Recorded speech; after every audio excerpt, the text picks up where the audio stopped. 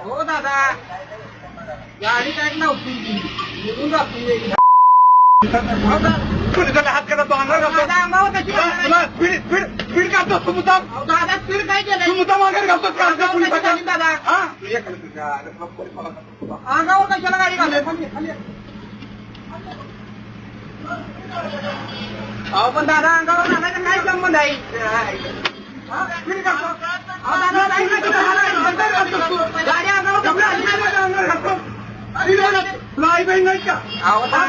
गाडी अरे आपण बाबा गाडी दाखवलं दादा